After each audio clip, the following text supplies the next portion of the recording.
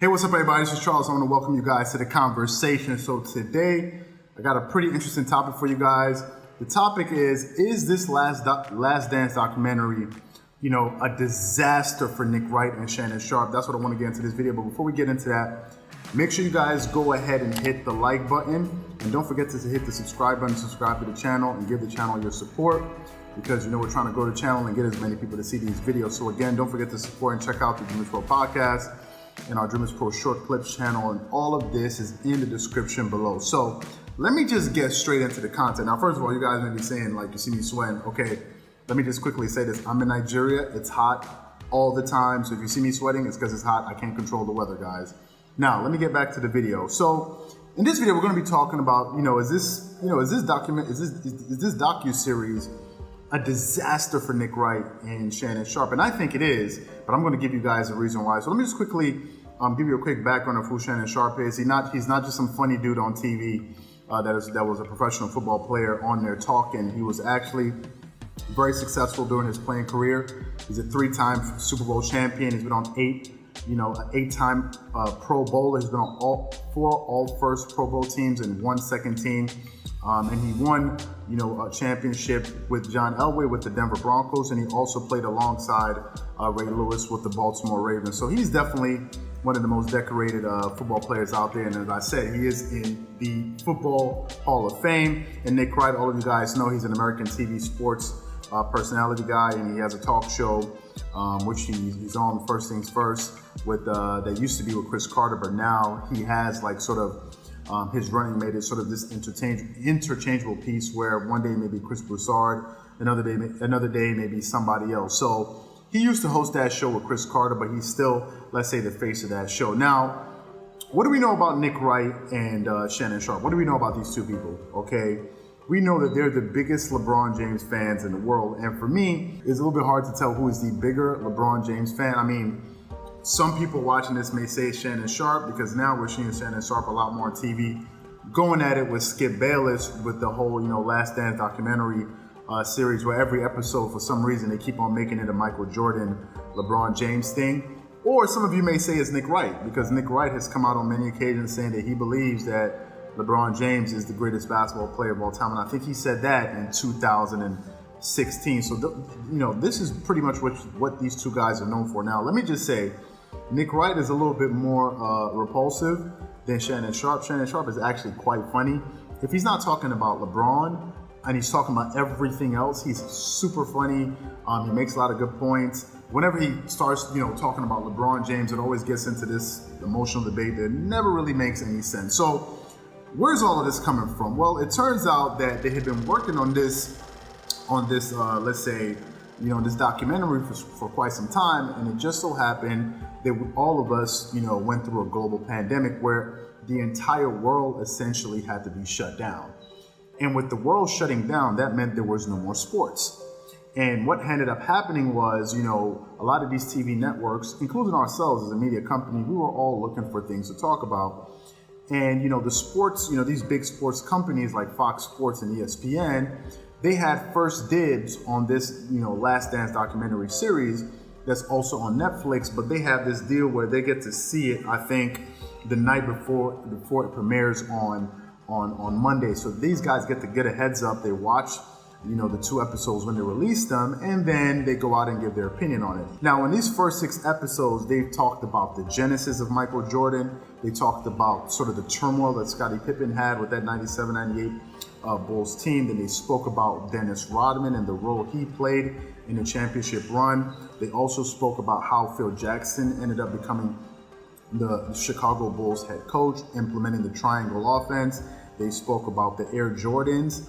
And also they spoke about, how Michael Jordan sort of handled the whole gambling scandal that he had when he was playing. And they went into all of those, socio-political issues and how Michael Jordan was, mute on a lot of those things. So this documentary has covered a lot of things.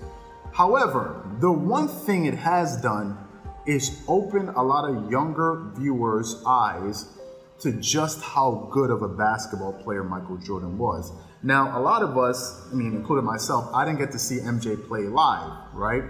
I didn't get to watch him play basketball live. So a lot of this comes from me just, a lot of the things that I know just come from research and watching highlights. But this docuseries has sort of, put me in the late 90s, just took me to the late 90s, and I started to understand a little bit what people who saw Michael Jordan play, how, the impact that he had and how good he was as a basketball player. If you watch his highlights, I mean, it's pretty incredible. But then if you go a little bit deeper and you actually start to look at his numbers, Jordan averaged 30 points, 6.2 rebounds, and 5.3 assists for his career.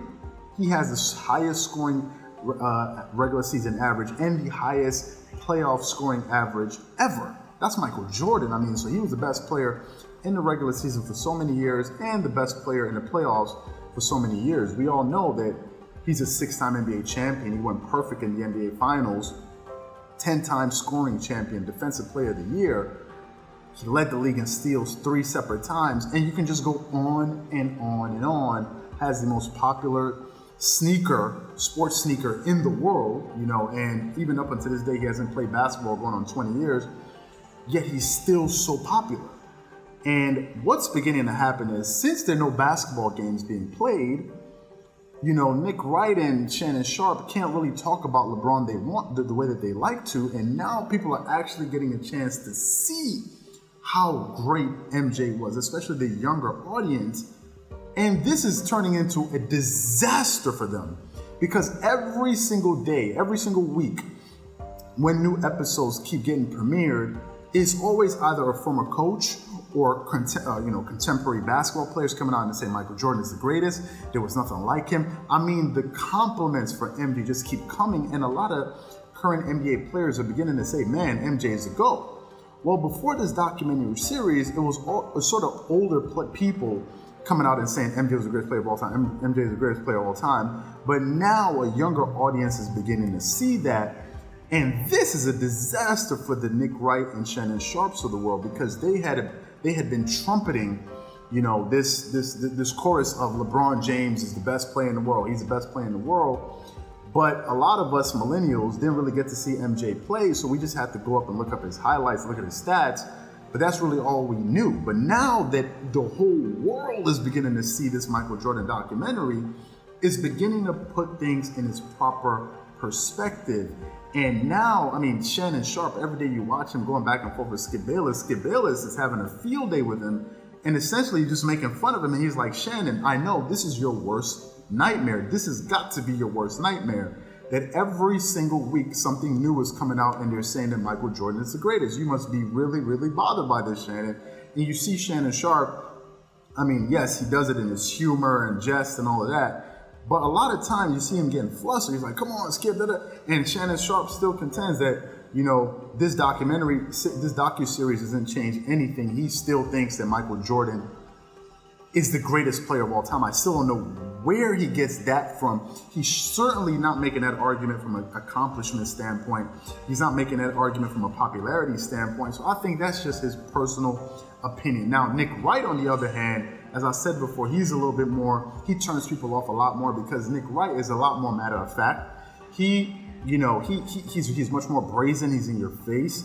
And he makes these, upside down arguments and comes on TV and starts to spew his points. But now, even Nick Wright is being forced to talk about Michael Jordan, because there is no game. So there is no LeBron James. And for, these, people like these two, I mean, it's a disaster for them. And we're going to be having more episodes for the next for the next 2 weeks. There's still 4 more episodes to come out. I think by the time this thing is over, everybody would have seen that Michael Jordan sort of Bulls run in its entirety. And I think a lot of people are going to look back and say, "Man, MJ truly was the best player of all time." And I don't know what Nick Wright and Shannon Sharpe are going to do when that happens. I think their argument has already been shattered. I think most people that know this already agree that MJ is the greatest player of all time.